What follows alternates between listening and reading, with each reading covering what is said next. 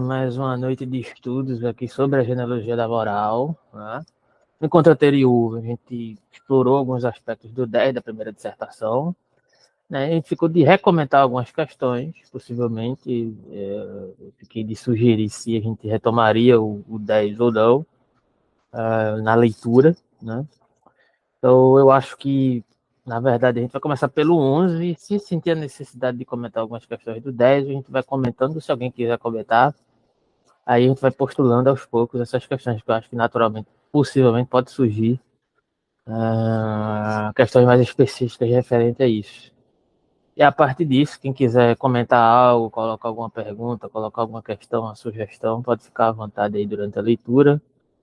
E a gente vai começar pelo 11, né? E possivelmente retomando algumas questões do 10. A partir disso, alguém deseja ler, iniciar a leitura? Eu leio. Ok.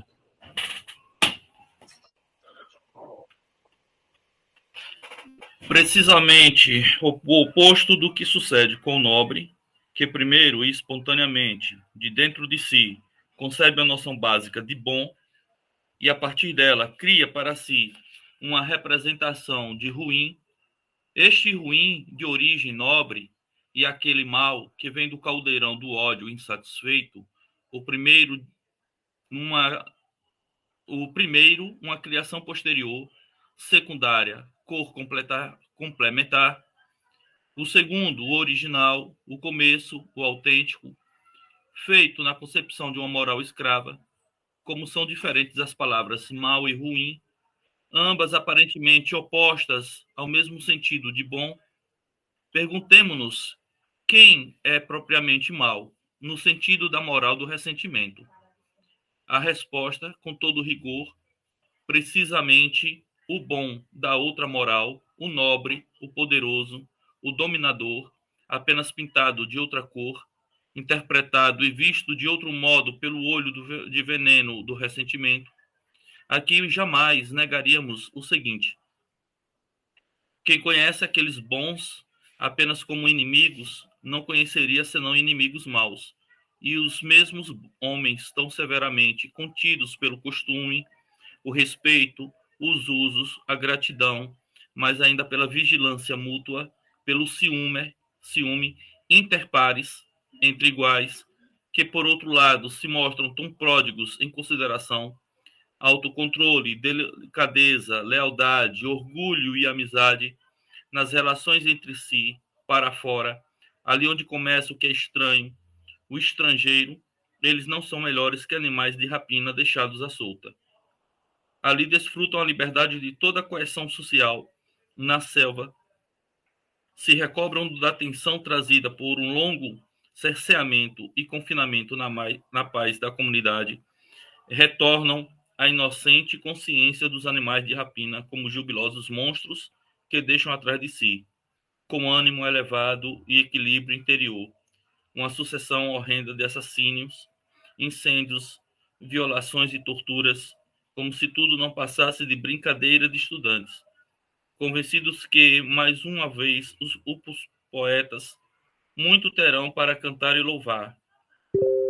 Na raiz de todas as raças nobres é difícil não reconhecer o animal de rapina, a magnífica besta loura que vagueia ávida de espólios e vitórias.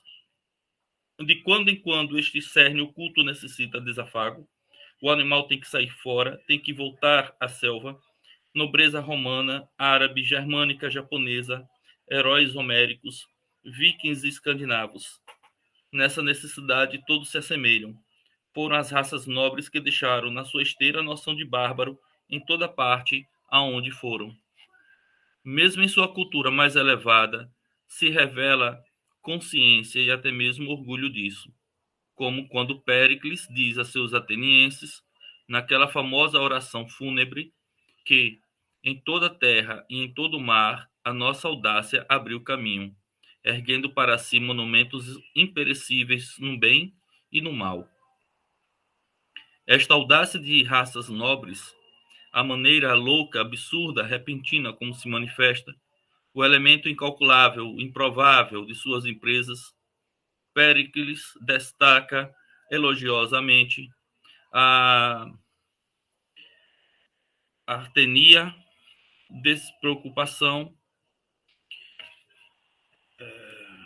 Peraí, velho. Dos atenienses, sua indiferença e seu desprezo por segurança, corpo, vida, bem-estar, sua terrível jovialidade e intencionalidade, do prazer no destruir, nas volúpias da vitória e da crueldade. Para aqueles que sofriam com isso, tudo se juntava na imagem do bárbaro, do inimigo mau, como o godo, o vândalo, a profunda gélida desconfiança que o alemão desperta quando alcança o poder. Agora, novamente, é uma ressonância daquele horror inextinguível que durante séculos a Europa contemplou a fúria da besta loura germânica. Embora mal exista uma relação conceitual, menos ainda sanguínea, entre os antigos germanos e nós, alemães. Certa vez chamei a atenção para o embaraço de Hesíodo, quando imaginou a sucessão de eras de cultura e buscou expressá-las em termos de ouro, prata e bronze, com a contradição que lhe oferecia o mundo de Homero. Esplêndido, mas também terrível e violento.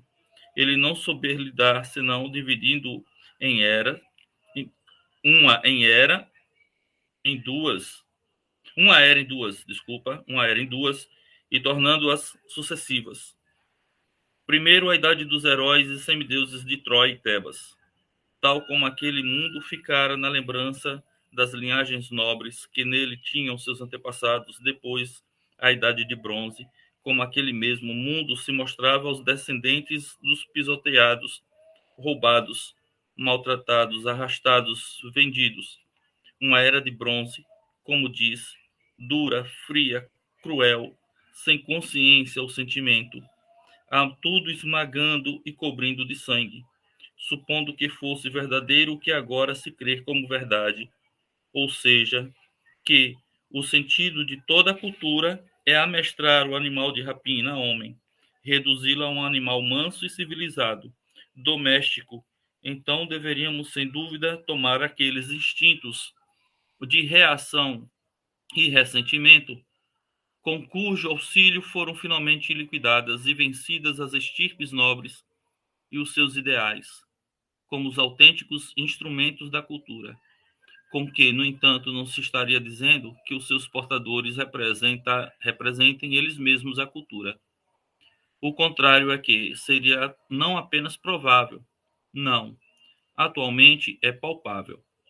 Os portadores dos instintos depressores e sedentos de desforra, os descendentes de toda a escravatura europeia e não europeia, de toda a população pré-ariana, especialmente eles representam um retrocesso da humanidade.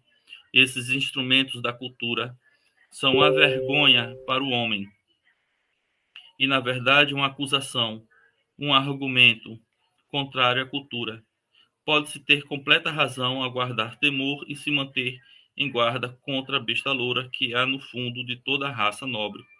Mas quem não preferiria 1000 vezes temer, podendo ao mesmo tempo admirar e não temer, mas não mais poder se livrar da visão asquerosa dos malogrados, atrofiados, amargurados, envenenados?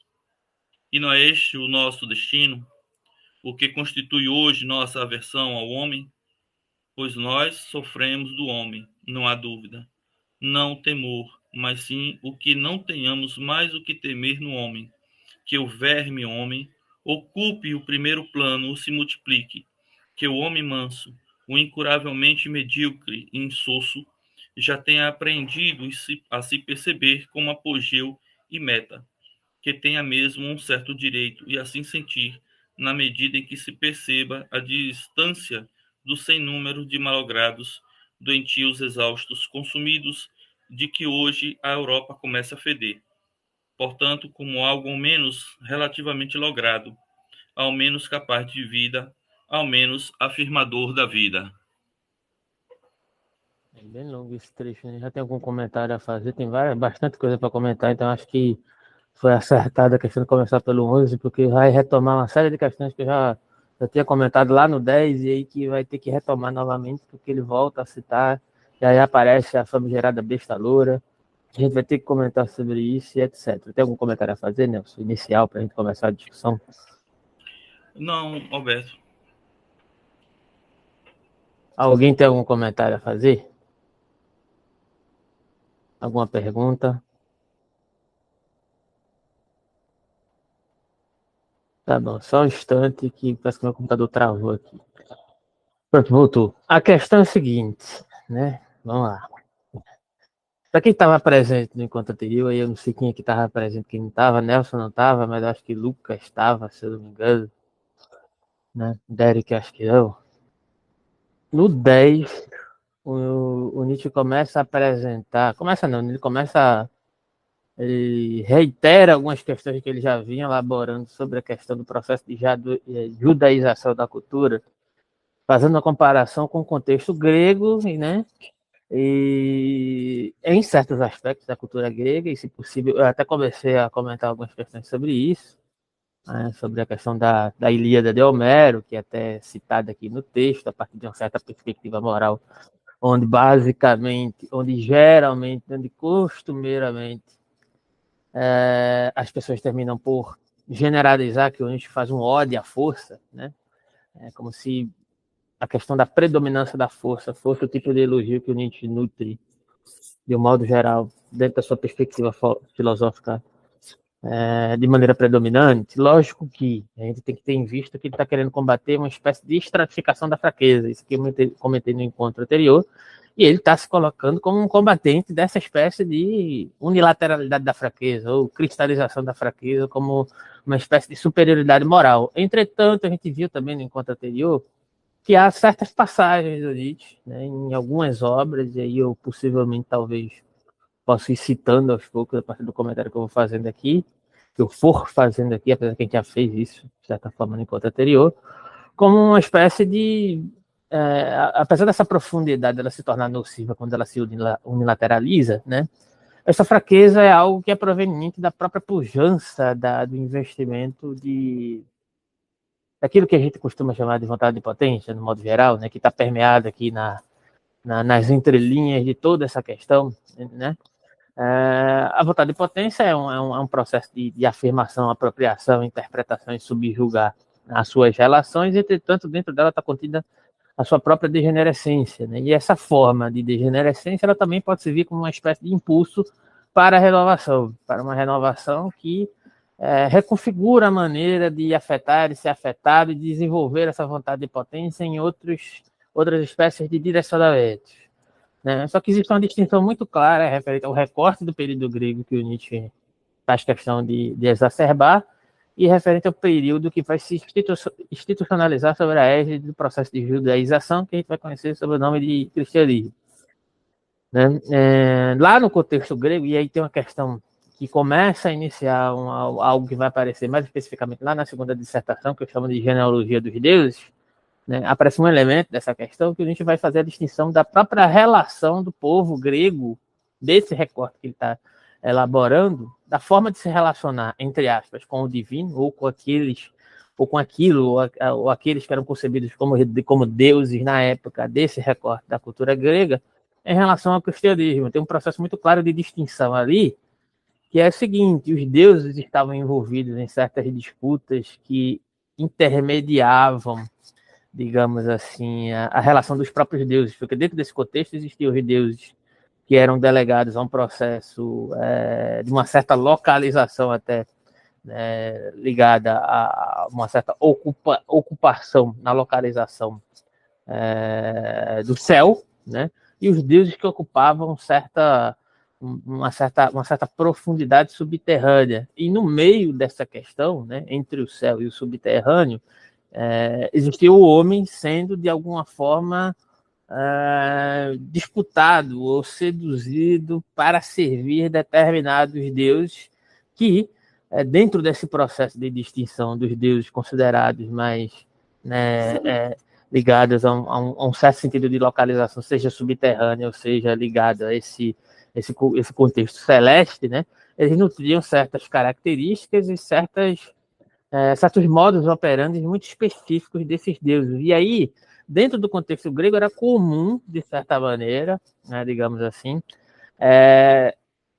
não existia uma homogeneidade acerca daqueles deuses aos quais se poderia escolher, apesar de que determinados contextos, em determinadas localizações, algumas populações poderiam servir a tais deuses, entretanto, não existia essa homogeneidade que vai ser nutrida posteriormente, né, no processo de, digamos assim, institucionalização acerca da égide judaico-cristã, que vai estar centrada na figura de um único Deus presente, onipotente, onisciente, né, e etc.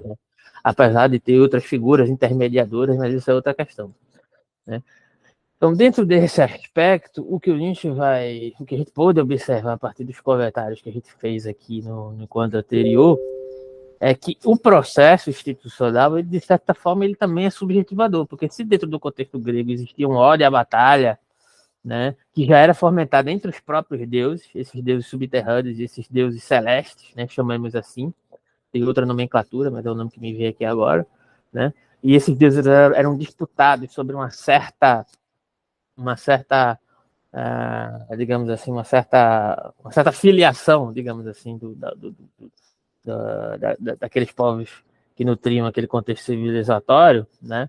Então, algo que era comum a partir de uma certa perspectiva moral predominante era justamente a moral da disputa, essa moral que a gente mencionou em outros momentos, que é uma moral muito mais, digamos assim, externalista, né? Uma moral que prezava, de certa maneira, por se colocar em risco, porque o social, de alguma maneira, como esse sentido de externalidade era algo que trazia prestígio e trazia esse olhar para o guerreiro, que poderia ser concebido como guerreiro filiado a um deus específico, cultuando essa batalha e reafirmando essa batalha entre os deuses dentro do processo terreno, o que se colocar ao risco e o flertar diretamente com a morte era algo que era concebido como um processo de enobrecimento, né?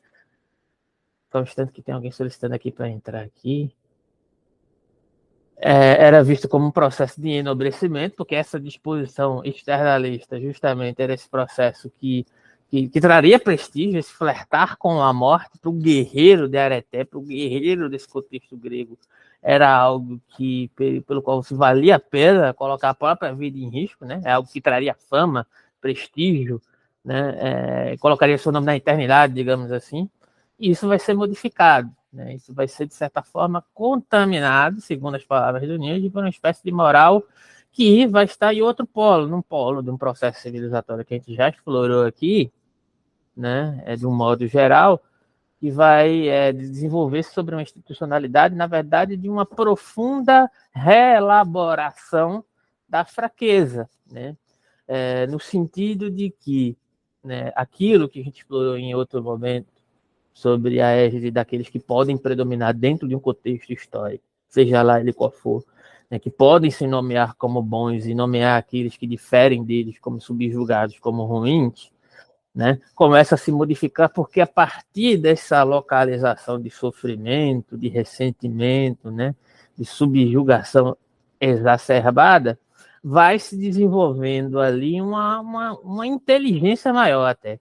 E nesse sentido, Nietzsche faz até certos elogios a essa inteligência, apesar das críticas que ele faz, no sentido da estratificação desse modus operandi como um único a ser disponibilizado como processo hegemônico na cultura, né? Então, a questão aqui que se apresenta, que a gente explorou em um dado momento, sobre essa concepção de unilateralização, tanto da força quanto da fraqueza, na minha percepção, é o que o Nietzsche busca combater.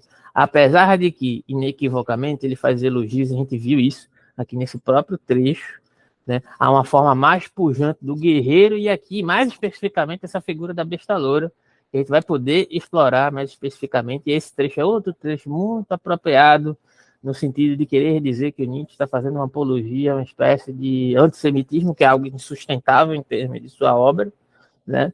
Mas termina por associar, né? Porque interpreta-se muito erroneamente que essa besta loura está sendo inequivocamente elogiada a partir de uma certa configuração de força, que na minha interpretação, de um modo geral, a força não pode ser algo que perdure como um sentido elogioso a partir da perspectiva do Nietzsche por conta das questões que eu acabei de mencionar, né? E a gente vai poder explorar algumas especificidades e eu pretendo voltar a algumas questões desse contexto grego que eu tentei pincelar no encontro anterior, mas a gente teve uma discussão muito interessante, foi para outros caminhos e etc e tal, e não deu tempo de explorar essas questões. Se der tempo hoje, talvez a gente explore. Alguém tem alguma pergunta a fazer, algum comentário a fazer antes que eu vá especificamente para esse trecho aqui?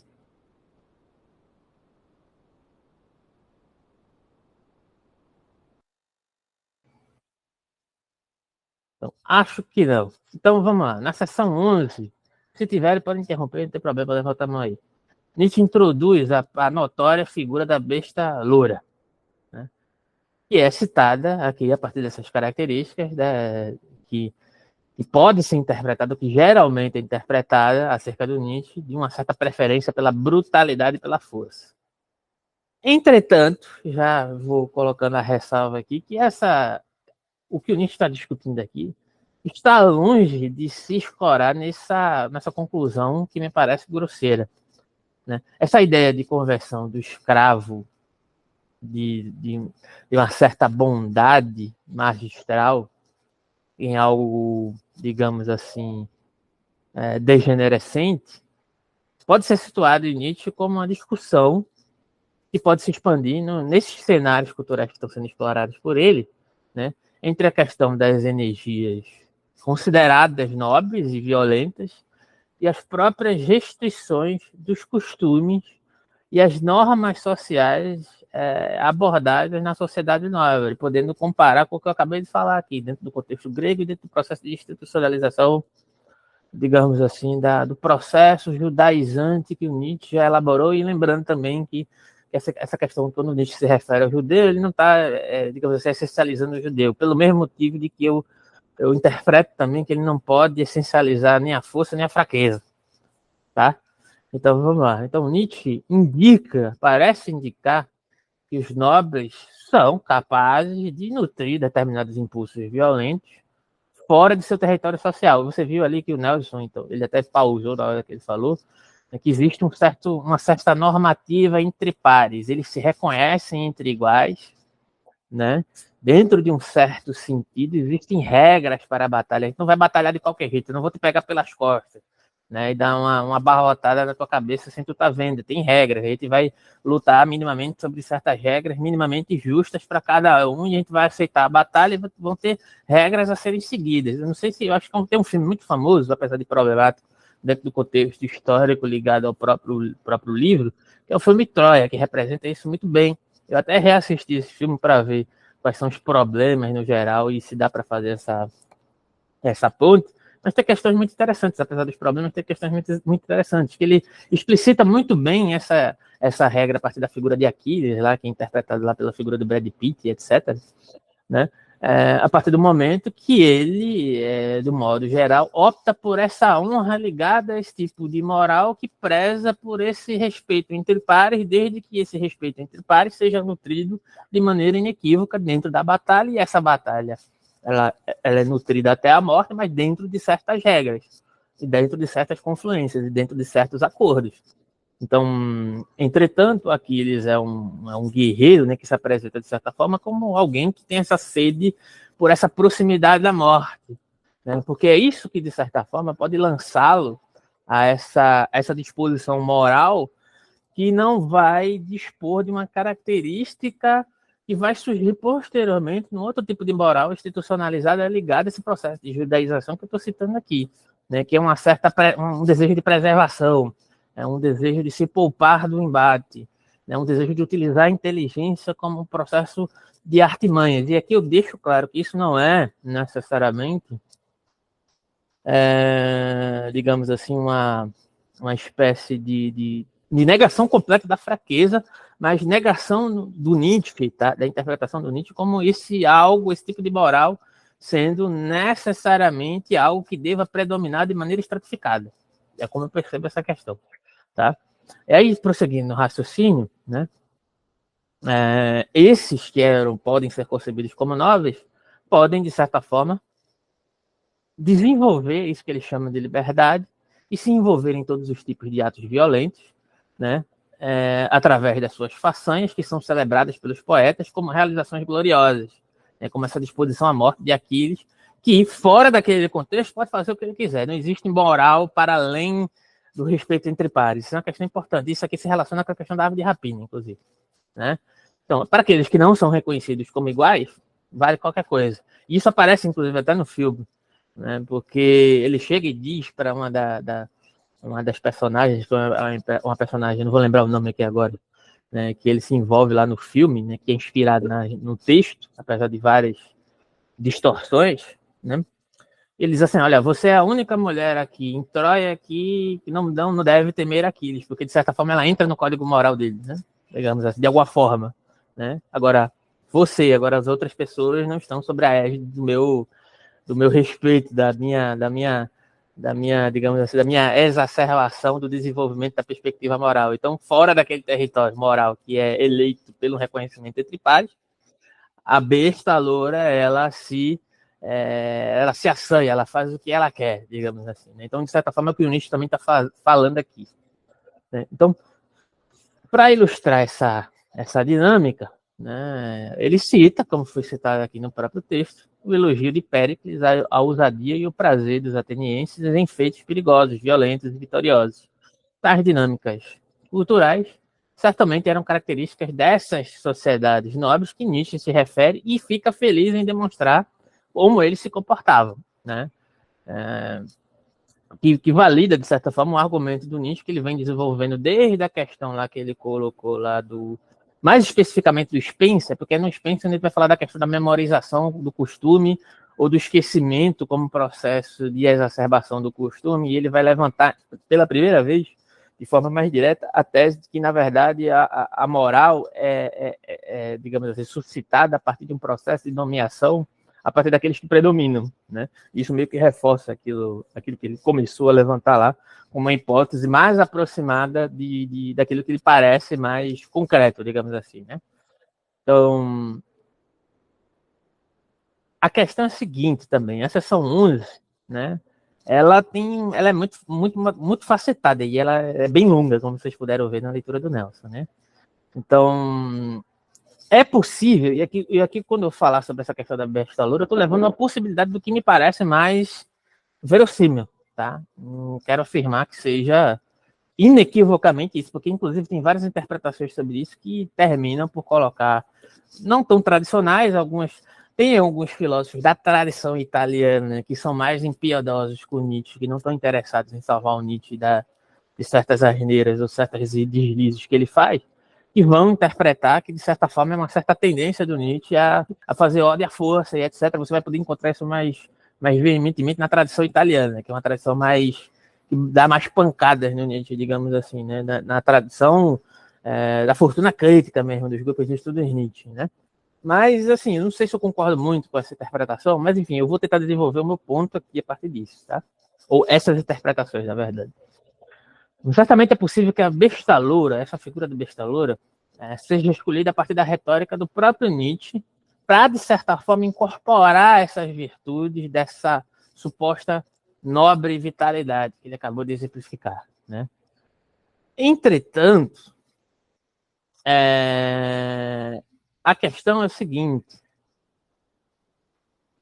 como é que isso se conectaria, né, com o processo de reinterpretação desses valores nobres pela perspectiva da moral escrava? Ou, em outras palavras, será que o Nietzsche não está utilizando o argumento retórico também? E aqui eu estou prestando isso como possibilidade, tá? De que a visão dessa besta loura que ele está explicitando ali naquele momento não é a visão que esses malogrados, ressentidos, subjugados, né, têm desses nobres que ocupam esse lugar de subserviência, né? Em outro momento, né, a discussão pode ser lançada à luz de uma seguinte questão, da inversão da ideia nobre, da bondade, né, que é nutrida que é convertida, né, a inversão da ideia da composição do nobre, né, que é convertida em mal pelo escravo, né, como um sentido de reação, como um sentido de inversão nesse processo, né, e onde o escravo, né, esse que está delegado a um aspecto situacional enquanto escravo, que não existe a posição essencial a partir de uma perspectiva de natureza de escravo, né, mas que está ocupando esse lugar fisiopsicologicamente, né? Via agora em qualquer oponente, né, nada além de inimigos do mal, essencializados e como mal encarado, né? Então, aí se inicia essa discussão sobre a apresentação do Nietzsche a partir da perspectiva da ideia dos nobres como esses animais enjaulados, né? Fora desses laços sociais que eles nutriram para, de alguma forma, não devorarem a si mesmos, ou pelo menos devorarem a si mesmos a partir de determinadas regras, né? Dentro de um certo limite, dentro de um certo ordenamento, né? Então, a trajetória da discussão do Nietzsche, né, pode ser direcionada como uma certa teoria cultural que assume o sentido, isso de certa forma a gente discutiu no outro encontro também, que toda cultura é uma certa domesticação desse animal humano, ou desse animal de rapina, que se agiganta na natureza e a partir da natureza humana, né? Entretanto, né, isso é uma possibilidade, isso aparece no texto também. Nietzsche também pondera que isso é um contexto, isso é uma possível interpretação, né, que demanda vários outros processos, né, dentro da circunscrição histórica. Entretanto, essa domesticação que existe também dentro do sentido do processo do escravo, também está envolvida num certo processo de declínio cultural mediante uma certa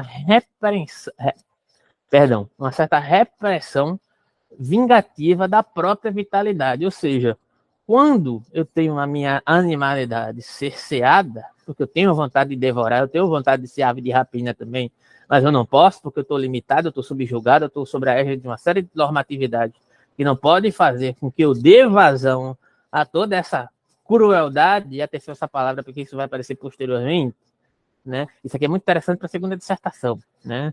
Essa ideia de crueldade, né? Ver sofrer faz bem, fazer sofrer mais bem ainda, né? A gente vai dizer que todo mundo está dotado desse desejo de consumação do outro, de alguma forma, ou consumação de si também, inclusive, né?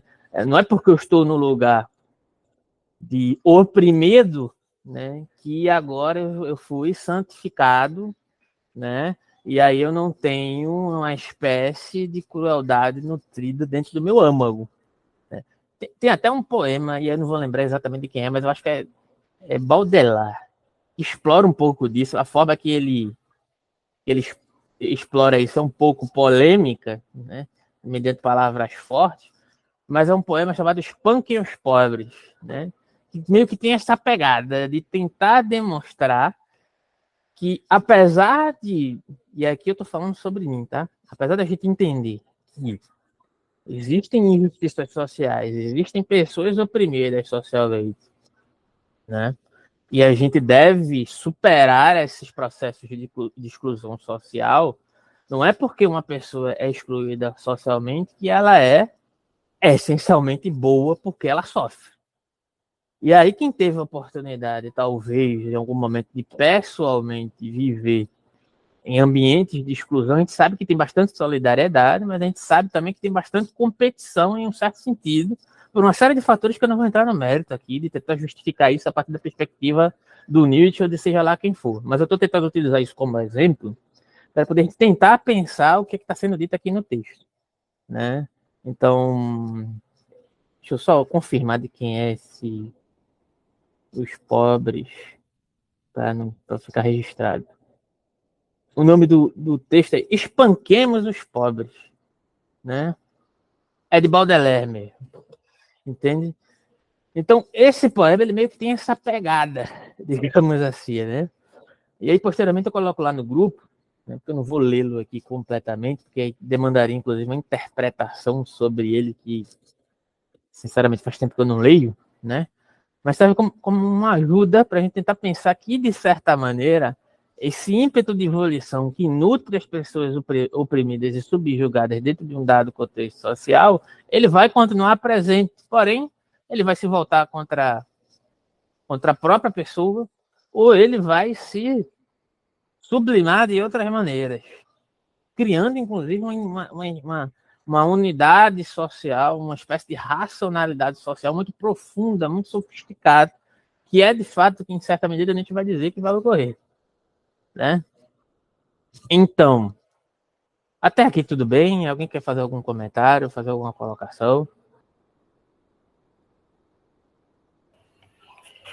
Oi, eu só tenho eu tenho lembrança da parte do prazer, né, sobre o sofrimento do outro, né? E em algumas partes o Nietzsche fala sobre esse do prazer em causar sofrimento, que depois foi inspirou o Vigiar e Punir do Foucault, né, quando ele falava que as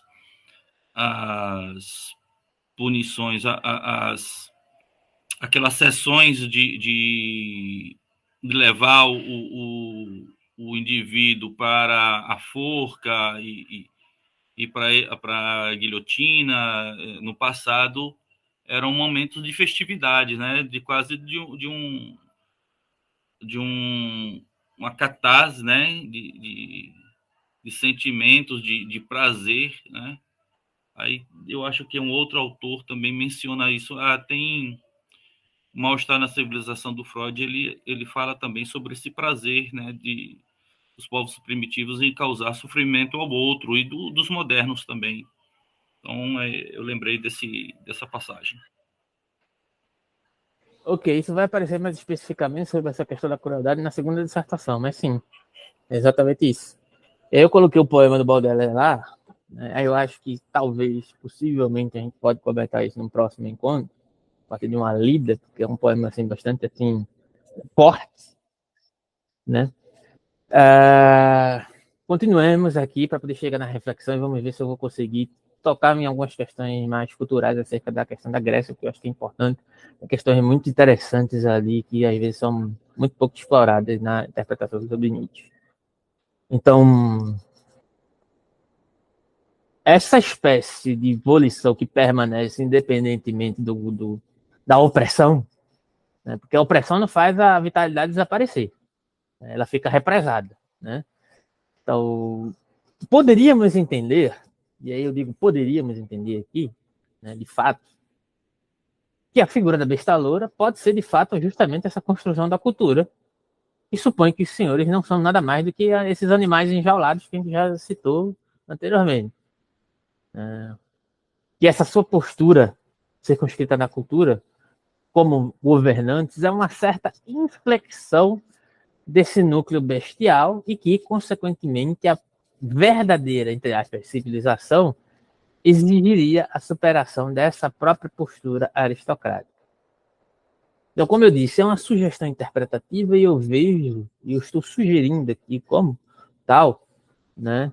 Mas o que eu aconselho aqui é que cada qual possa ler e reler esse contexto e trazer questões possíveis de discordância acerca disso que eu estou falando, que é totalmente aberto, tá?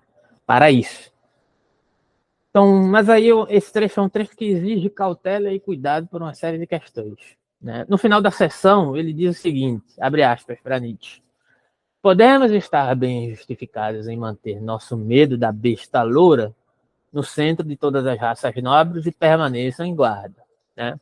E eu não vou comentar novamente sobre essa questão do termo raça que ele utiliza, porque eu já comentei bastante, né? Tem uma conotação epocal, que continua sendo problemática independentemente da época, mas não é um processo de essencialização dessa ideia de raça, né? Então, só para mais uma vez ressaltar isso, mas acho que eu já falei bastante sobre isso. Então, no entanto, é a imagem polarizada da cultura como uma certa antítese domesticada da natureza animal e provoca, de certa forma, um ímpeto muito forte do Nietzsche para dizer que, misturada com uma certa admiração pelas forças domesticadoras, nesse contexto também se nutre o medo das consequências culturais que produziram uma certa humanidade dócil e medíocre, hegemonicamente dócil e medíocre, tá? Presumivelmente, podemos entender que é uma das maiores realizações significativas da própria história, ou de uma das maiores modificações significativas da história. Então, nesse sentido, o que o Nietzsche diz é o seguinte: devemos ter medo de que não exista mais nada a temer na história da humanidade. Então, de certa forma, o Nietzsche fecha a sessão, de certa maneira, incentivando o direito de sentir esse medo, né, de sentir uma distância de um suposto ideal humano de domesticação, e termina conectando essa concepção crítica com uma ainda forma capaz de nutrir uma maneira de viver, de fato, se colocando ao risco de dizer sim à vida, né?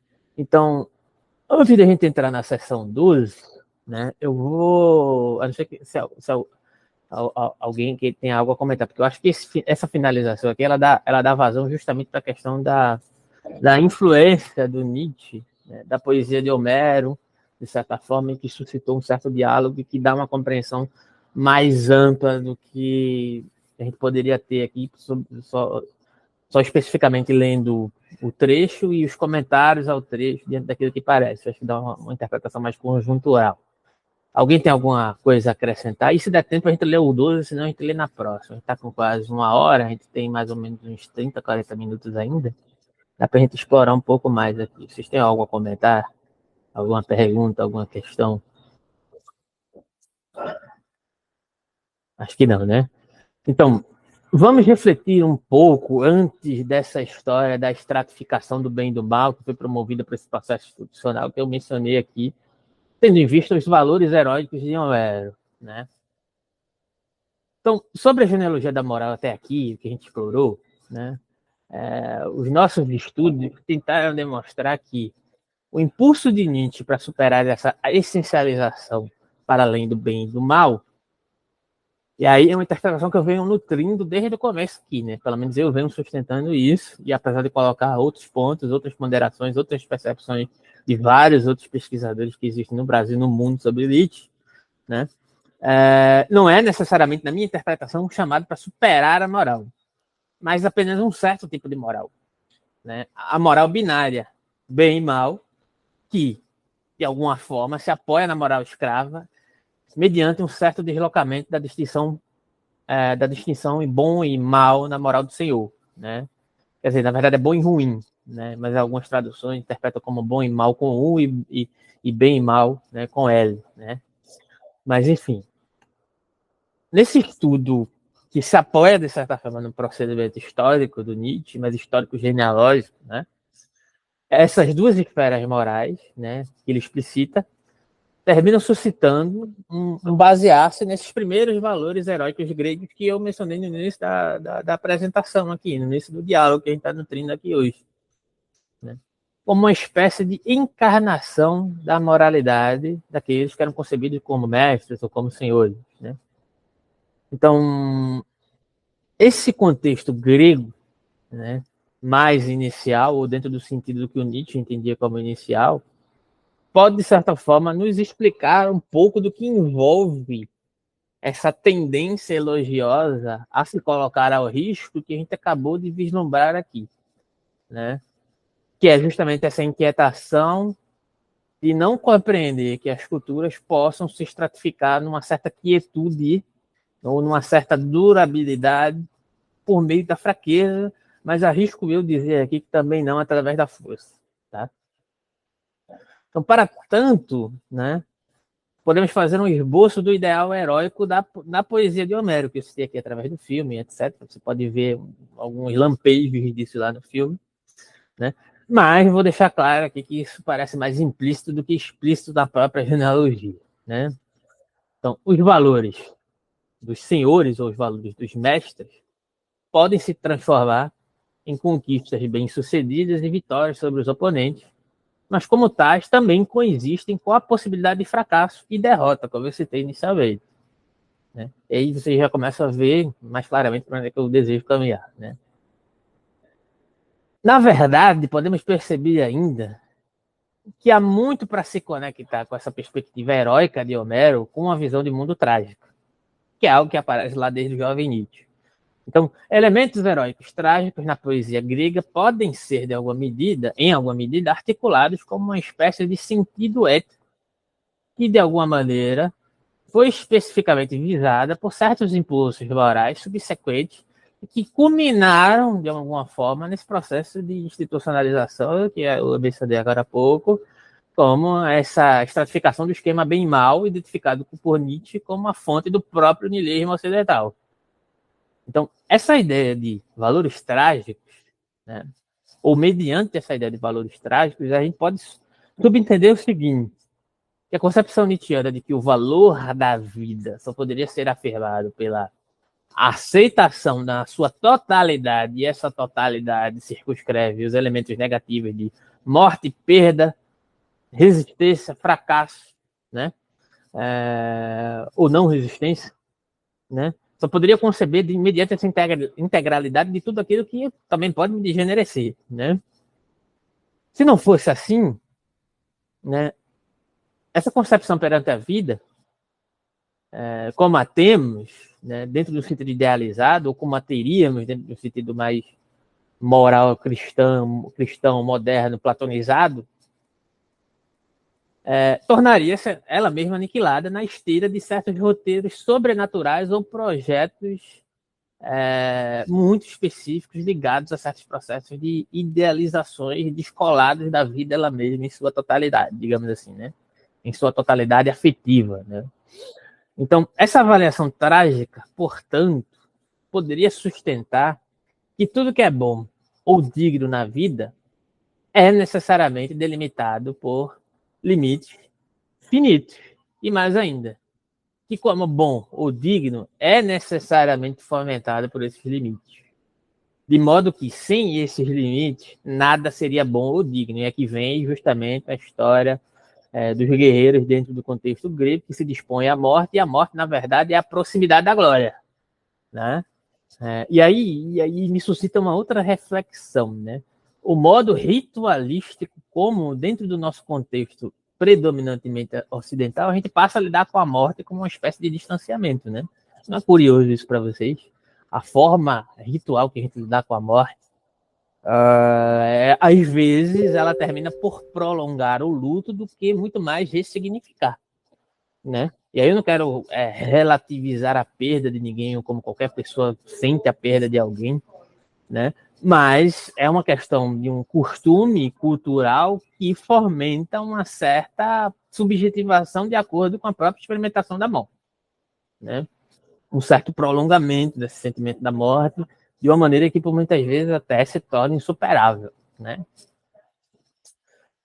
Algo que parece que não era nutrido majoritariamente, pelo menos mediante essa interpretação, mediante esse vislumbre aqui que está sendo feito, no contexto do contexto grego ligado a essa perspectiva aqui da poesia de Homero, né?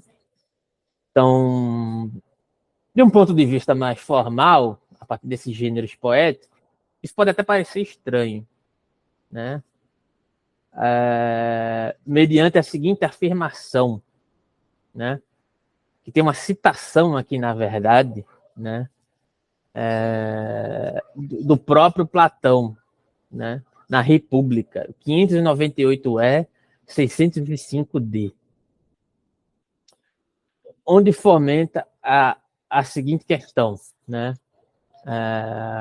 Platão dizia que, a partir de uma certa investigação, a partir da perspectiva material, tanto a poesia épica quanto a trágica apresentam uma certa visão de vida. Isso é uma reflexão de Platão lá contida sobre a perspectiva da poesia, ele vai conceber de certa maneira. Isso está ligado justamente àquela questão que em algum momento eu citei aqui, eu não sei se foi aqui nesse grupo ou se foi em outro grupo, que são vários grupos, mas tem uma interpretação do Deleuze que faz uma reflexão sobre o tipo de combate que o Nietzsche promovia contra o Platão, que, na verdade, para o Deleuze, estava circunscrita numa batalha não referente ao mundo das ideias, mas aos tipos de imagens que o Platão procurava distinguir para poder fomentar um tipo de educação, um tipo de filosofia, um tipo de poesia também, que fosse mais aproximada da verdade ou do mundo das ideias. Porque Platão trabalha dentro desse tipo de aproximação, tá? Apesar de majoritariamente a gente entender que Platão afirma o que é o mundo das ideias, ele trabalha sobre uma égide de proximidade, inclusive a ideia de Hora como uma ideia de indeterminação entre o mundo das ideias e o mundo sensível. É justamente essa ideia do receptáculo, que está ligado a uma ideia de feminino, que está ligado a uma ideia de zona de indeterminação, que o próprio Platão visava nutrir. Quem trabalha essa ideia de Hora é Derrida, né, tentando repensar algumas questões a partir desse receptáculo aqui. Tem uma menção muito forte à ideia de um certo gestar do próprio devir, dos próprios processos delegados, um certo sentido de coparticipação no mundo das ideias e no mundo sensível, que é muito mais complexo do que por muitas vezes o próprio Nietzsche faz, entende? Mas o Platão, uma coisa o Deleuze tem razão nesse sentido, né? E eu acho que faz sentido, né? Ele diz que o combate do Nietzsche é muito mais do que o mundo das ideias, quer dizer, na verdade não é especificamente, diretamente o mundo das ideias, mas é referente aos tipos de imagens que Platão visa fomentar, a partir do processo de distinção epistemológica que o Platão precisa fazer no contexto dele para poder se afirmar como filósofo e dizer que os sofistas não são filósofos, os sofistas, né? Então tem uma reflexão acerca das imagens, né, das imagens, por exemplo, a partir da obra de arte, né? E são três questões: a filosofia, a arte e a poesia, né? A poesia também é um tipo de arte, mas é um tipo específico, né? Ele tenta fomentar uma costura epistemológica que está circunscrita em uma série de atividades sobre o que demandam essas atividades. É uma reflexão muito próxima do que Aristóteles faz lá na Metafísica inicialmente, né, sobre determinadas questões, para poder fazer uma certa distinção do que são conhecimentos válidos fomentados por, digamos, cópias, e essas cópias se aproximariam, sim, de certa maneira, da própria realidade, apesar de não serem a realidade, né? E simulacros, que são meras manipulações da realidade ao bel prazer de quem constrói uma poesia. Tem até uma reflexão sobre a música nesse sentido. Platão era contra as batucadas mais graves, porque elas talvez destoariam ou desordenariam os guerreiros dentro de um dado contexto da batalha por conta de um certo desordenamento das notas. Tem até uma justificativa epistemológica musical para isso, porque de fato essas notas causam uma certa reação nos nossos corpos de uma dada maneira, né?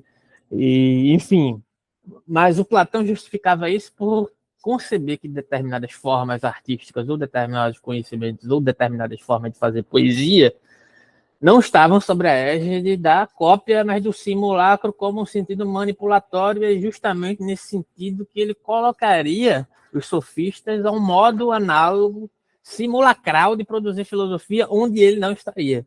Então a disputa aqui é pelo tipo de imagem que se aproxima ou não da realidade, né? E o Nietzsche vai dizer, olha, na verdade isso é uma balela de Platão, porque no final das contas, grosso modo, tá? Ambas essas ideias de imagens, dentre outras, né, são disputas, vou generalizar aqui, são disputas políticas por uma certa hegemonia cultural, que é o que ele está dizendo aqui também, de certa maneira, né?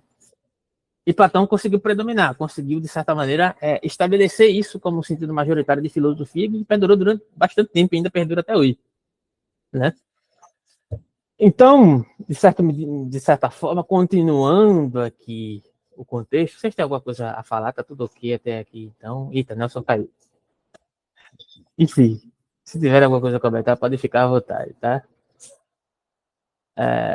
Continuando aqui o contexto, né?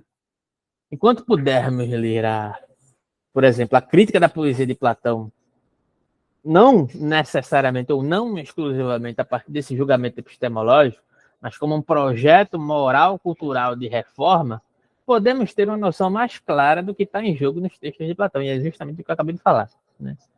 E também notaríamos que o relato de Platão, mediante a tradição poética grega como uma visão de mundo trágica, entendida por esses parâmetros, poderiam justificar esse posicionamento. Então poderíamos notar que Nietzsche identifica, em certo sentido, Platão versus Homero aqui. como um exemplo clássico de negação da força da vida no pensamento ocidental, e isso está na Genealogia da Moral, terceira dissertação, texto 25. Boa noite, Flávio. Está aqui no meio da Ilíada de Homero. Aqui estou tentando justificar aqui algumas questões. O Nelson estava até aqui, caiu. Mas aqui eu estou no meio do desenvolvimento e quando você tiver alguma questão, pode ir colocando, né? Deixa eu ver se o Nelson mandou algum recado aqui. Você vê que meu celular está problemático para receber qualquer mensagem. Eu acho que não, talvez ele tenha precisado sair, ou estava com algum problema, ou caiu a internet dele, ou sei lá, só quis sair mesmo, quis curtir a sexta-feira. Mas enfim, voltando aqui pro contexto, né? O ponto onde eu estava aqui, Flávio, para tentar te situar minimamente, que já foi explorar bastante coisa, é a questão Platão versus Homero a partir de uma reflexão que a gente está fazendo a partir do 11 para tentar entender como possivelmente aparece uma justificação de um certo sentido de força no Nietzsche. Nesse aspecto, apesar de que eu entender que não existe uma justificação essencializada da força, assim como não há uma negação essencializada da fraqueza. E é esse o ponto que a gente foi para o contexto grego para tentar, de certa maneira, dialogar. E aí é o ponto que eu estou desenvolvendo. Aí surgiu essa questão Platão versus Homero. Então, a questão é se o mundo trágico deve ser renunciado como antítese de uma vida moral. Então, a gente poderia entender que talvez seja essa questão da virtude das reflexões genealógicas de Nietzsche sobre a história da moral.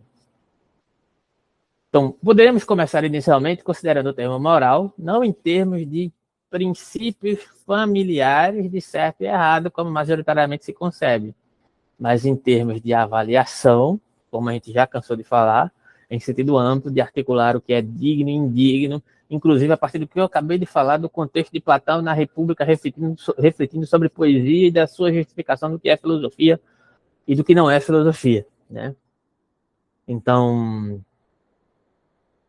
dentro de vários contextos culturais que são situados a partir dos seus contextos epocais e relacionais dentro de uma certa época, são nutridos determinados valores sobre o que é digno de louvor, de censura e o que abre prerrogativa social necessária para ser valorizado ou não.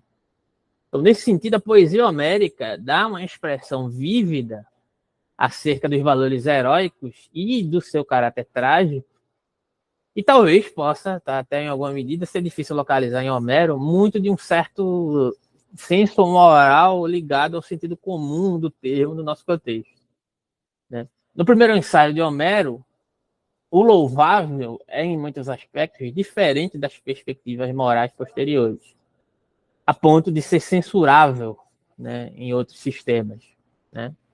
Em vez de igualitários, e aí é que isso se relaciona diretamente com Nietzsche, os valores homéricos são aristocráticos.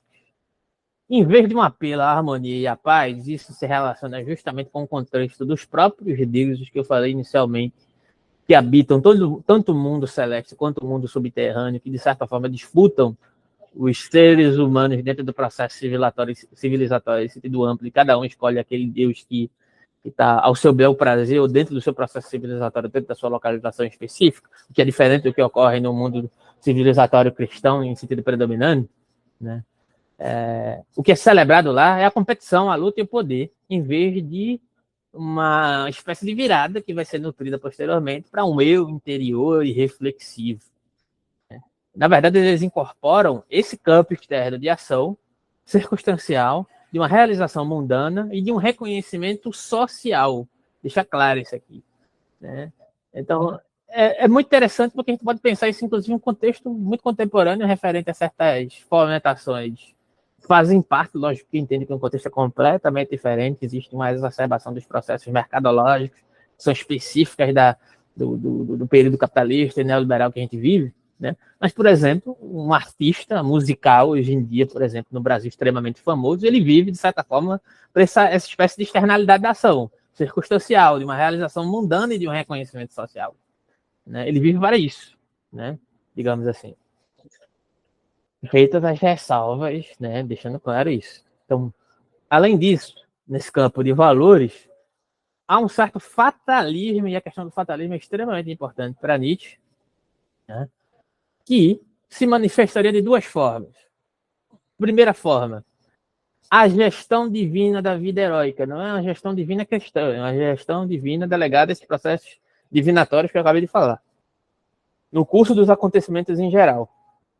E até mesmo ao ponto de uma certa intervenção psicológica do próprio comportamento heróico. E aí eu utilizei mais uma vez o exemplo lá do filme, que tem seus problemas, mas tem seus problemas, mas tem circunstâncias muito interessantes. Isso aparece explicitamente lá no filme Troia, né? E dois, a força penetrante de morte, que foi algo que eu acabei de falar, né?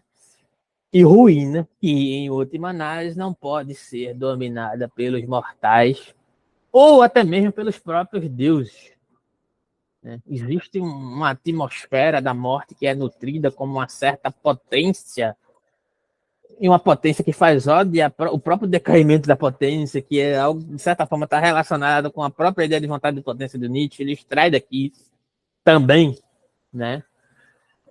Que esse deslumbramento perante a morte, uma ressignificação, não é nenhuma ressignificação, porque, na verdade, aqui no contexto mitológico, histórico, cultural, isso aqui antecede o processo do cristianismo, né? Então, seria uma ressignificação nossa se a gente conseguisse, digamos assim, efetivar esses processos nas nossas vidas, digamos assim, né, de alguma forma. Então, o fatalismo homérico, né, e aí tem vários textos sobre Nietzsche e fatalismo que posteriormente posso colocar lá no grupo, nos daria uma primeira reverberação do que essa valorização trágica, comparando com as questões do Nietzsche, eu poderia dizer. Então, em alguma medida, o que é digno não pode ser atribuído a uma autossuficiência, né? Porque tudo aquilo que eu posso conceber de forma autossuficiente, que pode perdurar, necessariamente não teria valor. E o que vale a pena está intrinsecamente preso em certos limites e perdas, né? Isso faz parte aqui do contexto. Aí você vê como isso se diferencia inexoravelmente da cultura institucional cristã, porque tem uma ideia de vida eterna, né? Tem uma ideia de apego àquilo que vai se findar em algum momento, que a gente sabe que vai morrer, mas a gente quer se apegar ao além-mundo, né? Quer se apegar a um suposto reencontro com essa vida eterna, seguindo determinadas doutrinas, né? Isso aqui não está em jogo aqui, tá bom? Então, o mito e a religião gregas, e aqui o mito não é no mero sentido mitológico, onde majoritariamente a gente compreendeu que o mito, na minha interpretação, é uma espécie de constituição imagética dos próprios processos concretos, dependendo dos contextos culturais, eles são reverberados, tá? E a religião grega não exibiam nenhum reino transcendente além da vida eterna, como eu acabei de falar, mas sim manifestações sagradas de todas as forças e significados do mundo vivido. O reino, né, e aí é justamente a questão onde eu citei aqui o termo, é exatamente isso. O reino desses deuses foi dividido entre divindades olímpicas, que são os do céu, marcadas pela beleza, inteligência, e divindades citônicas, que são aquelas da profundidade, da terra, do submundo, marcadas pela violência e pela paixão brutal, né? E os seres humanos, dentro desse contexto cultural, vivem na superfície da terra. E esses dois reinos e sujeitos estão à deriva desses poderes concorrentes, né? Então veja como o contexto dos deuses gregos é completamente diferente, em certo sentido, do processo divinatório cristão. Então, nas práticas religiosas, ambos os reinos eram honrados em rituais, às vezes em conjunto. Isso remonta também à ideia de integralidade presente lá no Jovem Nietzsche entre Apolíneo e Dionisíaco. E essa questão do Apolíneo é que aparece bastante nesse filme, inclusive, né? Além disso, os deuses olímpicos muitas vezes tinham combates contra os deuses citônicos, ou os deuses profundos, ou os deuses subterrâneos. Entretanto, essas esferas divinas não eram separadas umas das outras. Elas eram interpenetradas e faziam parte da própria experiência religiosa grega, que em certa medida era heterogênea, né? A vida humana nesse contexto cultural. Aí acho que você já consegue vislumbrar como é que isso vai influenciar diretamente o sentido de pujança e força que o Nietzsche está elogiando, que não é necessariamente um perdurar da força por um sentido inequívoco. Eu não gosto muito desse termo, mas na falta de outro termo melhor, totalitário, que vai reafirmar a força pela força, né? Não faz sentido, a partir de tudo isso que eu estou colocando aqui, porque é uma força tal, inspirada nesse contexto grego, mas que não quer remontar o contexto grego, porque isso seria uma espécie de idealização, mas inspirada nesse processo de, digamos assim, de integração entre força e fraqueza dentro de uma reverberação ressignificativa que precisa ser reinvestida constantemente em vários processos culturais. E nisso consiste o deslocamento da ideia de grande política do próprio Nietzsche, né? Vocês têm algum comentário a fazer nesse momento aqui para poder continuar? Porque quando eu for agora embalar, eu vou até o final, ou até onde der, para poder a gente encerrar o encontro, que a gente está com mais ou menos 1h05, 1h e alguma coisa, a gente vai até mais ou menos 9h20, 9h30, por aí. Algum comentário desse momento?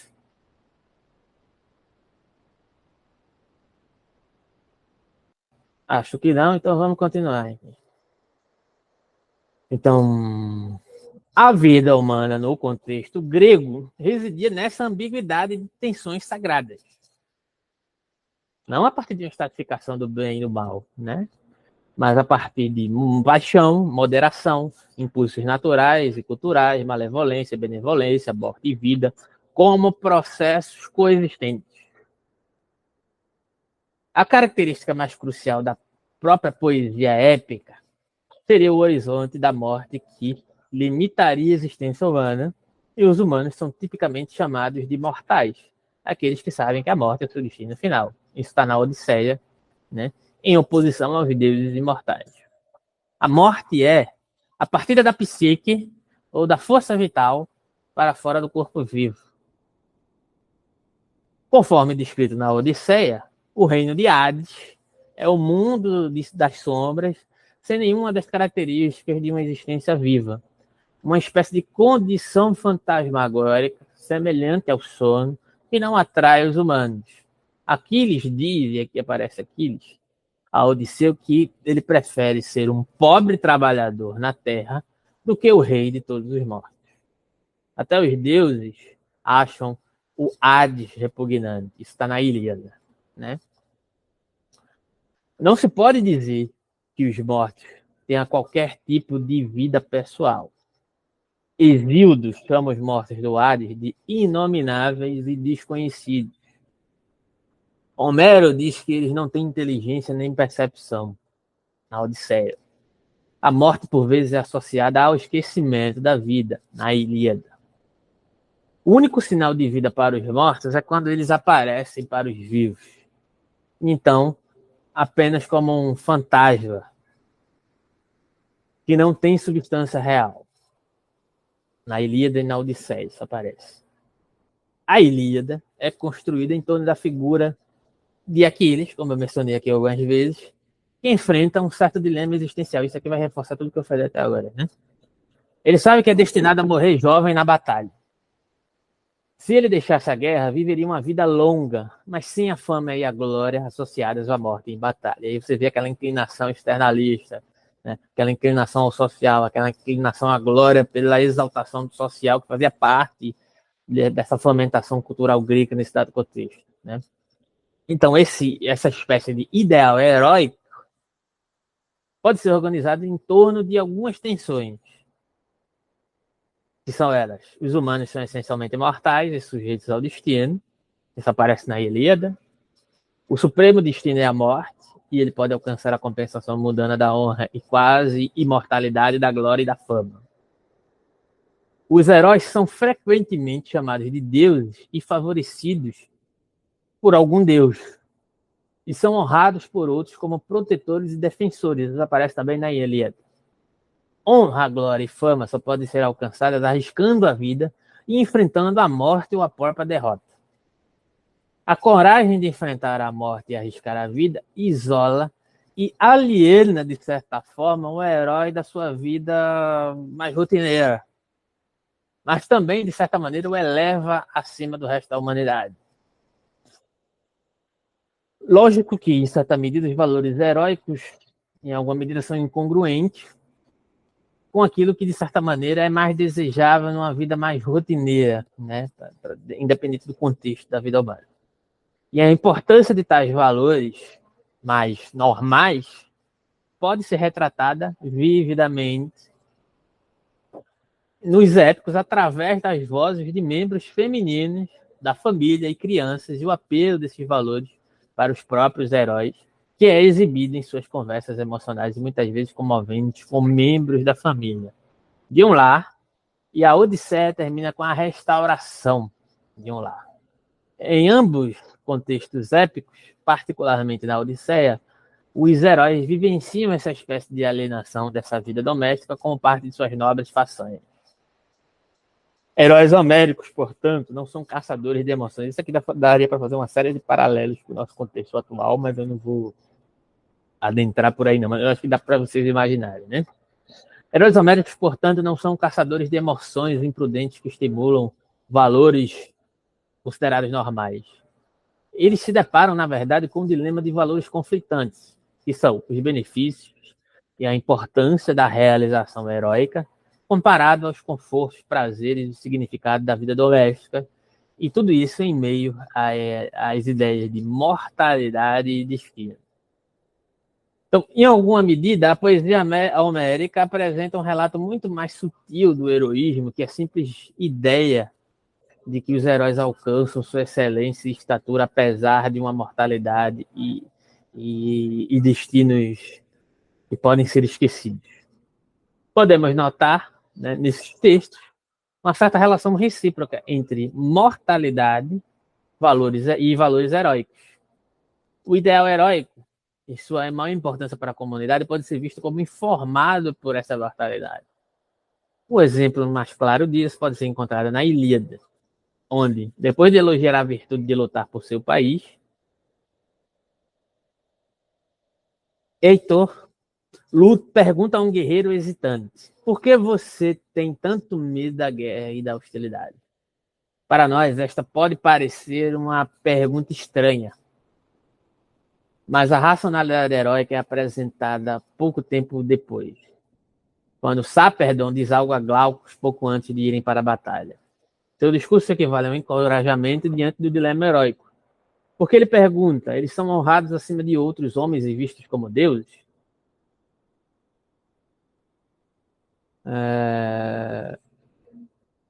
E aí, voltando um pouco ao contexto do Hades e aquela significação do Hades a partir que parece um pouco dúbio, né, acerca da questão se eles vivem flertando com a morte, por que eles consideram o processo da morte esse processo tão, assim, digamos assim, não valorativo, né? Tem algumas citações da Odisseia, alguns recortes, né, que dizem mais ou menos assim: o que devemos fazer com um Hades, um lugar que é realmente nenhum lugar, quando comparado com a vida? A psique que partiu, por exemplo, em Homero, não é uma alma separada de um corpo, mas uma imagem visual de um herói. Na verdade, uma imagem que reflete as circunstâncias específicas e o momento da morte de um herói. E é uma imagem que não pode ser agarrada, como ilustra a psique da mãe de Ulisses, que se esvoaça como uma sombra quando ele tenta abraçá-la. Tudo isso lá contido na própria Odisseia. Então, é importante aqui, talvez, a gente adotar uma espécie de abordagem fenomenológica para essas interpretações de como elas funcionam nessa narrativa poética. A partir da ideia de Hades e a psique fantasma, a gente pode dizer que a ausência de morte recebe uma presença viva, uma presença carente de vida, que é mais do que nada menos do que a vida, uma certa contra-imagem da vida que de fato é mais marcante e mais reveladora do que um nada abstrato ou uma ausência. Em outros termos, o significado da morte como ausência ou ausência de características vivas podem ser colocados em outro lado dessa perspectiva da vida. Isso é especificamente verdadeiro no contexto da poesia homérica, onde diz o seguinte: onde essa divisão normalmente dura entre a Terra e o Hades, e é superada quando o herói vivo encontra o Hades e o fantasma morto. Segundo um dos comentadores, parece correto dizer que o significado de Hades tem mais a ver com os vivos do que uma descrição direta de um lugar chamado Hades. Essa é a interpretação que um dos comentadores dá sobre essa questão. Né?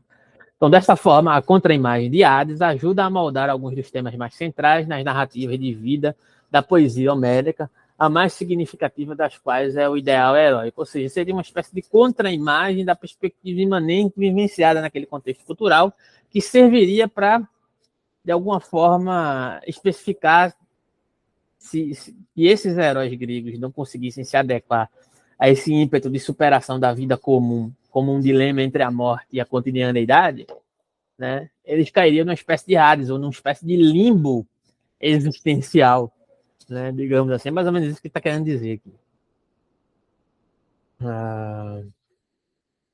Enfim, explorando alguns outros aspectos, né, retomando o que eu estava falando aqui anteriormente, antes de fazer esse paralelo com essa retomada, na verdade, da questão do Hades,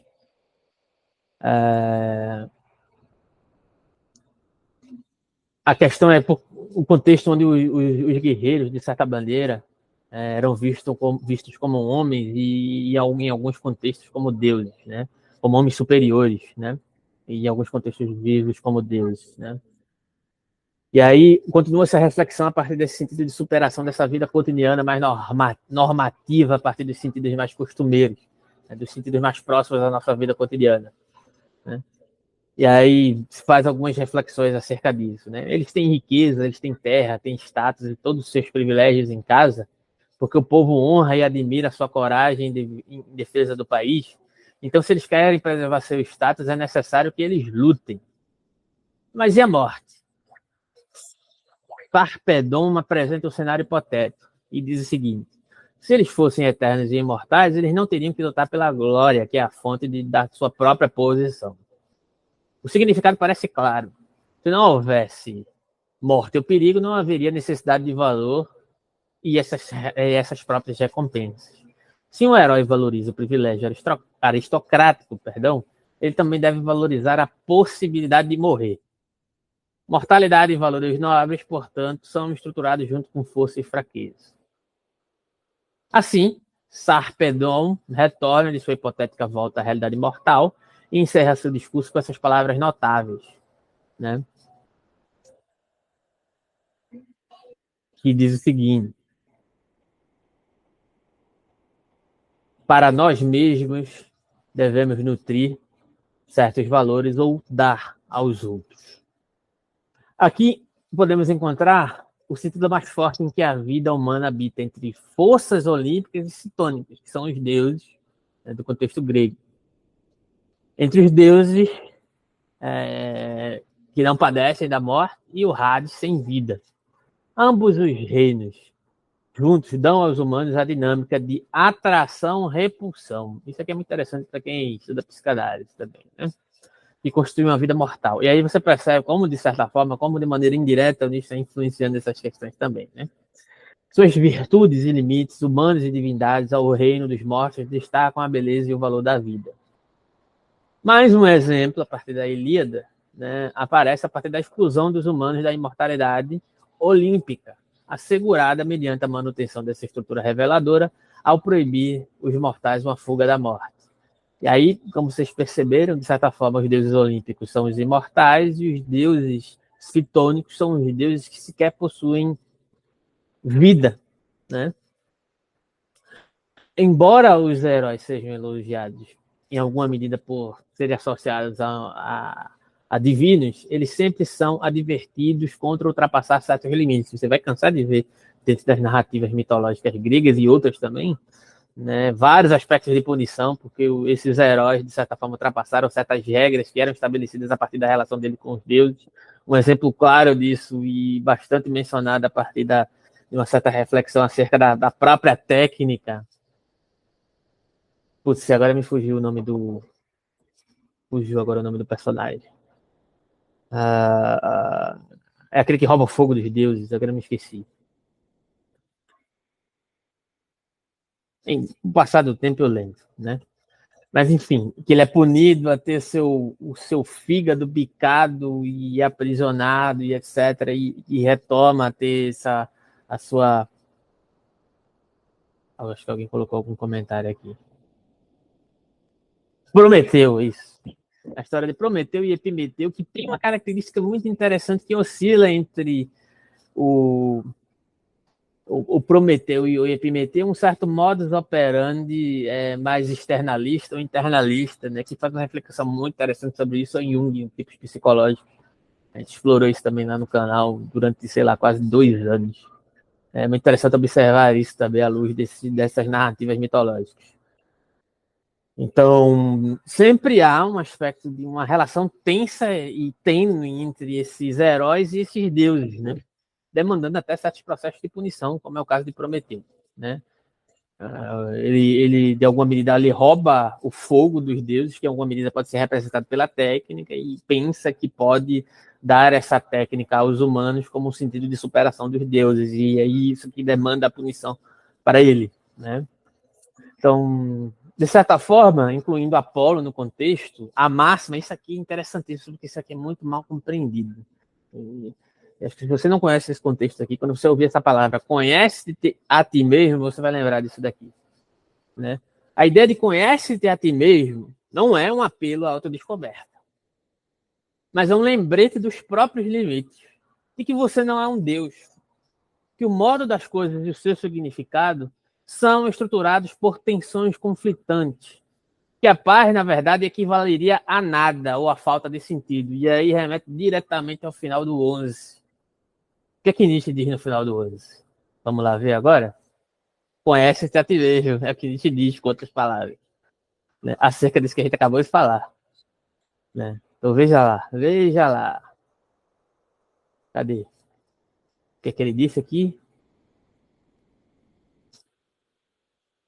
Deixa eu achar o local exato onde ele fala sobre a questão.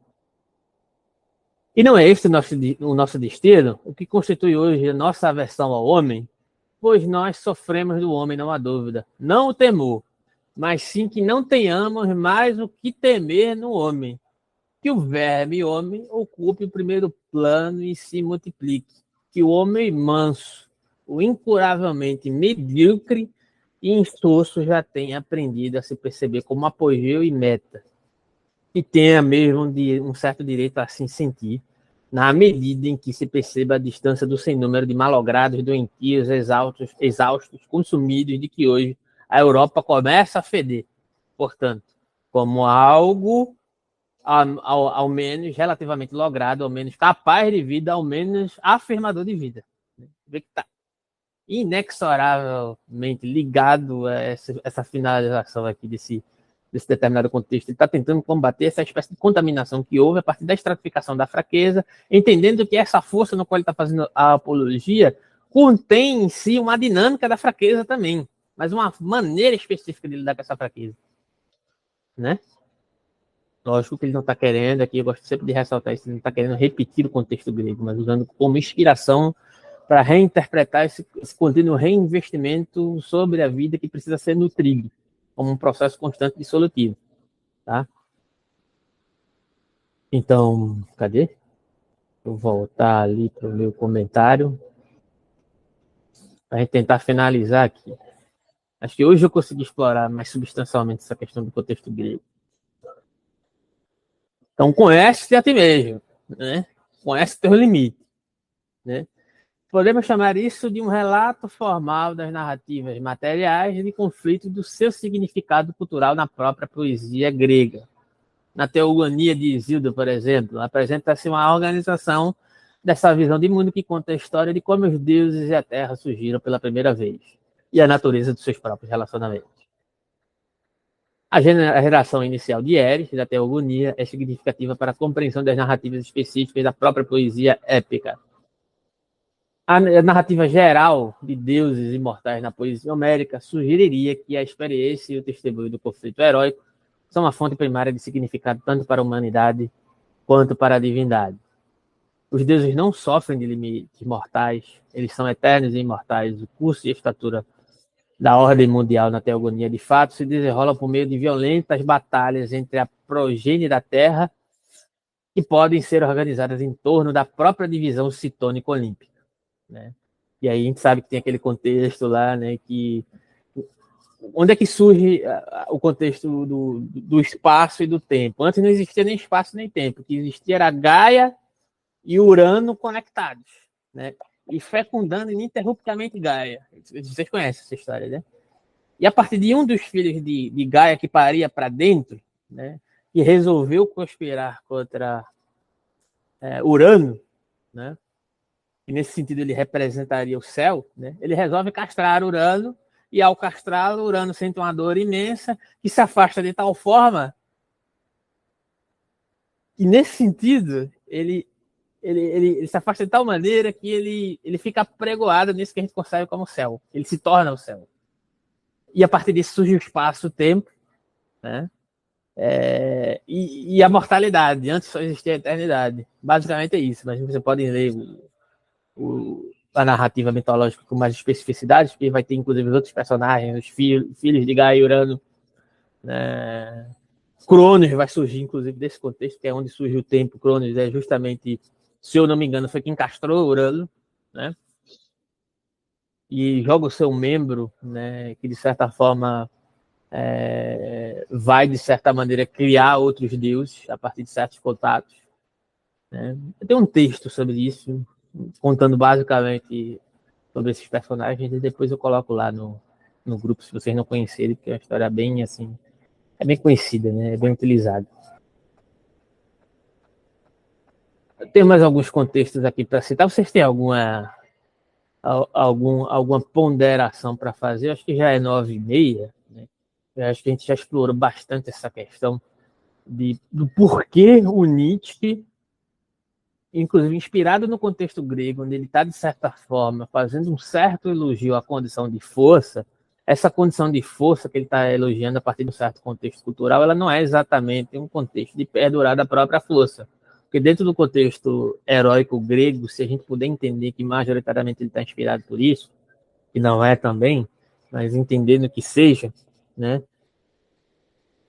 está contido uma certa maneira, né, de operar perante as nossas próprias limitações, os nossos processos de reinvestimento, que são demasiadamente imanentes e corpóreos, e que reverberam as nossas limitações a partir de um certo sentido da própria nossa disposição de uma vida pujante que, de certa maneira, digamos assim, reverbere as nossas limitações e as nossas fraquezas. Inclusive, tem uma fala do Nietzsche em Humano Demasiado Humano que exacerba isso também, que é um texto 214 de Humano Demasiado Humano, que fala do enobrecimento da realidade, e eu vou ler para reafirmar essa questão, que ele fala do contexto cultural grego, que dentro das condições majoritariamente fisiológicas, e quando eu falo fisiológicas, aqui eu estou falando de fisiologia mesmo, né, no sentido medicinal, as condições para a saúde fisiológica do povo grego não eram lá, de fato, as melhores, né? E a gente pode, talvez, conceber por qual motivo. A medicina não era lá muito avançada, né? E etc e tal. Apesar que eles tinham as suas dietas, os seus segredos e etc, né? Os seus entrecortes de conhecimento, as suas tricotagens de conhecimento, digamos assim. Mas no 214, Nietzsche diz assim, olha, enobrecimento da realidade. E aí ele diz assim, o fato de que os homens viam no impulso afrodisíaco a divindade e com reverente gratidão, o sentiam atuar dentro de si, levou que no curso do tempo esse afeto fosse permeado com séries de concepções mais elevadas, assim ficando realmente muito enobrecido. Em virtude dessa arte da idealização, alguns povos, e aqui é muito interessante, transformaram doenças em poderosos auxiliares da cultura. Os gregos, por exemplo, que nos primeiros séculos sofreram grandes epidemias nervosas, na forma de epilepsia e da dança de São Guido, e disso formaram o típico magnífico da bacane, né? Pois algo que os gregos não possuíam era uma saúde robusta. Seu segredo era, portanto, venerar também a doença como uma divindade, desde que ela tivesse algum poder. Não é interessante isso? E isso, de certa forma, está circunscrito dentro do próprio processo que o Nietzsche pôde vivenciar. Então, esse ódio a essa espécie de força, ela não pode ser unilateralizada pela perspectiva do próprio Nietzsche, porque ela está circunscrita nessa tradição, e o Nietzsche tinha uma visão muito ampla desse contexto grego também. Né? E eu entendo que é uma das influências do Nietzsche. Não dá para determinar o Nietzsche a partir dessa concepção de pujança que pudera perdurar, inclusive circunscrita a partir da ideia da própria bestalura que aparece aqui nesse contexto. E aí eu acho que está muito bem justificado, porque essa bestalura não é necessariamente um elogio inequívoco à essencialização desse tipo forte. Porque isso sequer é possível, mediante tudo isso que a gente viu aqui agora. Né? Em um sentido mais amplo. Né? Dito isto, pergunto se vocês têm alguma questão a colocar, alguma fala a fazer, porque acho que a gente se encaminha para um encerramento aqui. Flávio, alguma questão?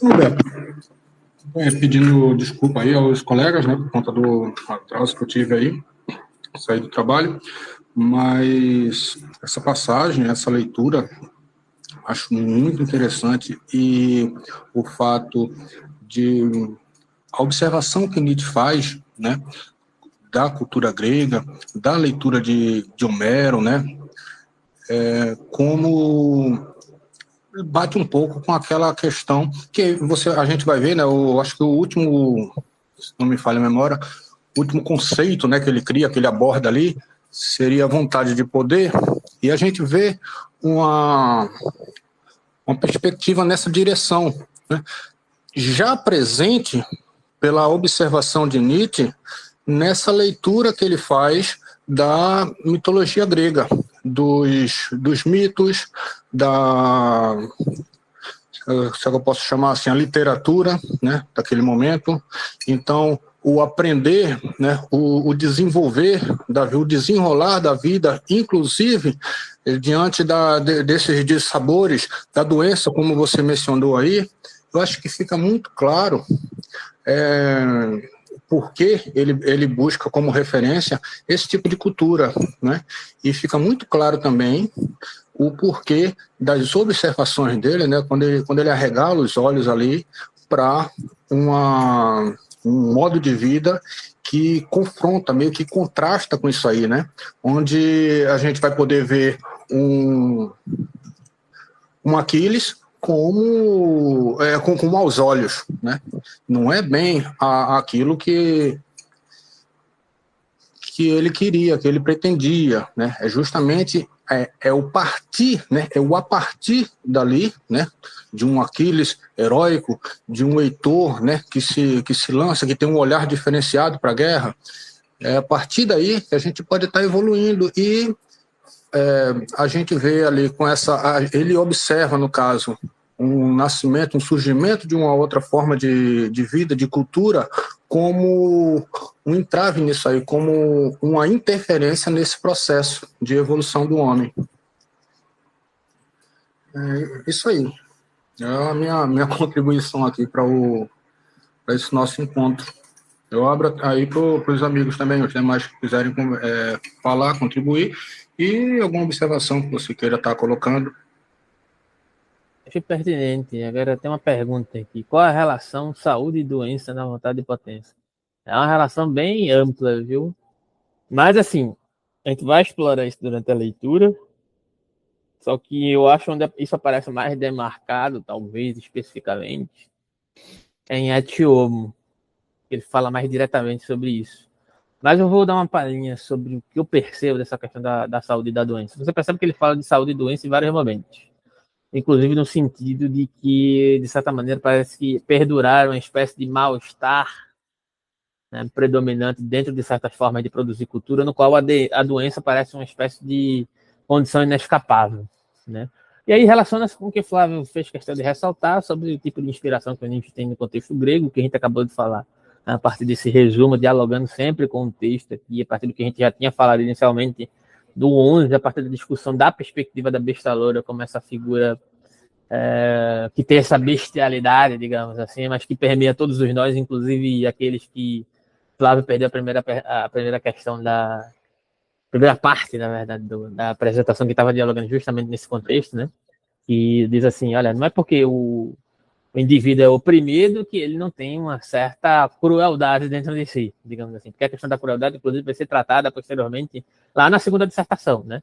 Ver sofrer faz bem, fazer sofrer, mas bem ainda. Essa é uma frase do Nietzsche bastante conhecida, inclusive, por conta dessa questão de a crueldade ela está presente e relaciona-se inequivocamente com a noção de vontade de potência. É uma das características da vontade de potência, né?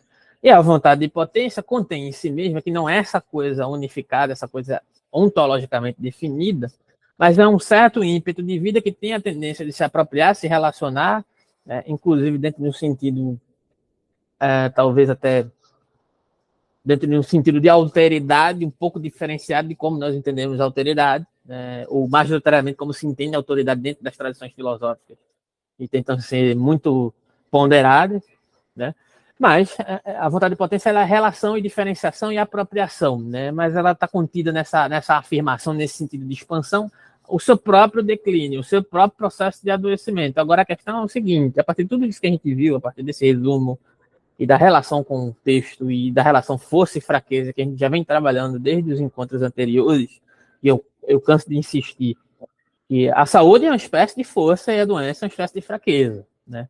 Delimitada a partir de uma certa condição fisiopsicológica, né? Dentro de um dado contexto, né? Que precisa ser reinvestido. Então, se eu entendo a saúde como uma espécie de força e a doença como uma espécie de fraqueza, e se eu entendo que a força e fraqueza no Nietzsche não são processos unilaterais, mas são processos que ocorrem de maneira concomitante e coexistem inevitavelmente, eu preciso criar maneiras de reconfigurar essa saúde e essa doença de uma maneira tal que quando eu for abarcado pela doença eu tenha condições de ressignificar essa doença, porque mesmo ela acabando comigo materialmente, eu possa ser, digamos assim, degenerado de uma maneira potente, digamos assim, né? Lógico que isso é difícil, falar sobre isso é muito mais fácil do que fazê-lo, de fato. O próprio Nietzsche, nos seus últimos escritos, teve um embate fortíssimo com essa questão. Se você pegar as últimas cartas do Nietzsche, ele estava debatendo justamente sobre isso. É por isso que eu recomendei Etiobo,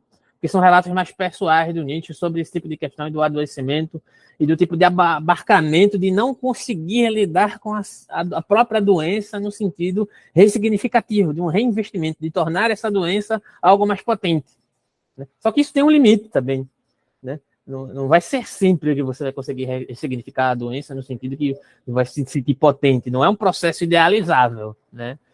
Como, por exemplo, tem alguns intérpretes de Nietzsche aí no Brasil que praticamente passam a receita da vida potente. E não é isso que a gente está fazendo também, né? É necessário tentar investir. É necessário tentar reinvestir e utilizar da fraqueza como algo potencializador. Mas não quer dizer que nem sempre, não quer dizer que a gente vai conseguir fazer isso o tempo inteiro. O próprio Nietzsche se fez experimento da sua própria filosofia, né? Então, a vontade de potência se relacionando com saúde e fraqueza está dentro desse processo de reinvestimento e do perdurar da potência, da vontade de potência, que contém em si mesmo a sua própria degenerescência, né? Então, em alguma medida, é necessário compreender isso. E aquela frase que está contida ali, conhece a ti mesmo, é conhecer os teus limites a partir disso. Até onde a tua doença pode fazer o teu corpo, a tua condição fisiopsicológica ser reinvestida de uma maneira tal que você possa se renovar, mesmo que seja abarcado pela doença no sentido terminal, no sentido mais estrito, por exemplo, né? Agora, não é uma questão, não é uma receita, não é algo que eu recomende para qualquer pessoa, né? Mas é um processo muito particular, né? Mas é algo que o Nietzsche se lançou a tornar-se essa espécie de experimento da sua própria filosofia dentro desse aspecto. Agora, eu recomendo, tem várias passagens de Etiobo que o Nietzsche está refletindo sobre isso, né? Sobre essa doença de si, esse adoecimento de si, né? E uma tendência de tentar buscar essa saúde por vias da doença, né? E relacionando-se com a questão da vontade de potência, é claro. Essa é a minha resposta temporária para isso, mas a gente vai ter a oportunidade de trabalhar isso mais. Ok? É isso, obrigado, valeu Flávio mais uma vez. Flávio já veio de Hegel, está aqui em Nietzsche. É maratona hoje, viu? Obrigado pela presença. Valeu, pessoal, e até a próxima. Muito obrigado por ter vocês aqui. Valeu, Mira, Lucas, valeu.